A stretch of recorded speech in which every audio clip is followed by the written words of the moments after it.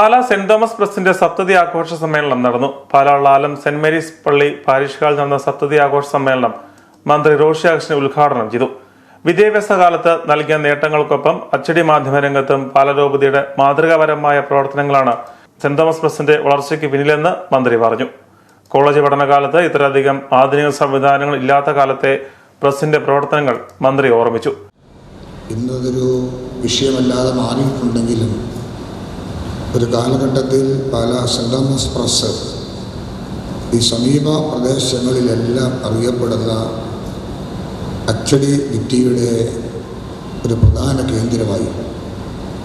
അഭിയന്യ വൈലിൽ പിതാവിൻ്റെ ദീർഘവീക്ഷണവും ആ കാലഘട്ടത്തിൻ്റെ ചിന്തകളും ഇന്ന് വിലയിരുത്തുമ്പോഴാണ് അതിൻ്റെ മാഹാത്മ്യം തിരിച്ചറിയാൻ കഴിയുന്നത്. ഒരുപക്ഷെ മിഷണറി പ്രവർത്തനത്തിൽ വിദ്യാഭ്യാസത്തിന് കൊടുത്ത ശ്രേഷ്ഠമായ സ്ഥാനം പള്ളിയും പള്ളിക്കൂടവും എല്ലാം അതിൻ്റെ പ്രവർത്തന മികവാക്കി വളർത്തിയെടുത്തു.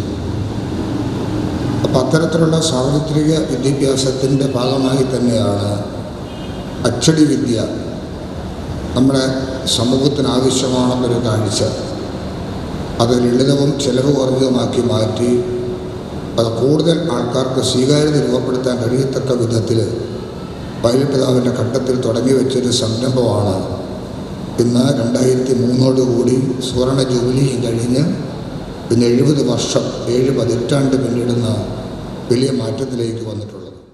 യോഗത്തിൽ പാലാ രൂപതാധ്യക്ഷന്മാർ ജോസഫ് കിളറങ്ങാട്ട് അധ്യക്ഷനായിരുന്നു. സെന്റ് തോമസ് പ്രസിന്റെ വളർച്ചയും പുരോഗതിയും ആധുനിക സജ്ജീകരണങ്ങളോടെ പ്രസ് മുന്നോട്ട് കൊണ്ടുപോകുന്നതിന്റെ പ്രാധാന്യവും ബിഷപ്പ് വ്യക്തമാക്കി. പൂർത്തീകരണം എന്നത് ഞാൻ പിതാക്കന്മാരെ പിതാവിനെയും പിതാവിനെയും പ്രത്യേകമായിട്ട് ഓർക്കുന്നു. അവരുടെ കരുതലും സ്നേഹവും. കാരണം നമുക്ക് രൂപത നേരിട്ട് നടത്തുന്ന മറ്റ് സ്ഥാപനങ്ങൾ നമുക്ക് അധികമില്ല. അതുകൊണ്ട് തന്നെ പ്രസ്സിന് ഒരു മുൻഗണനയുണ്ട്. രൂപതയുടെ മനസ്സിലും ഈ പട്ടണത്തിൻ്റെ മനസ്സിലുമെല്ലാം അതിൻ്റെ കാര്യസ്ഥന്മാരായിട്ടുള്ള നമ്മളെല്ലാവരെയും ശേഷവരിയായിട്ട് ബഹുമാനപ്പെട്ട കുര്യൻ കടത്തലിനെ ജോസ് കെ മാണി എം പിയും മാണി സി കാപ്പൻ MLAയും ആശംസകൾ അർപ്പിച്ചു.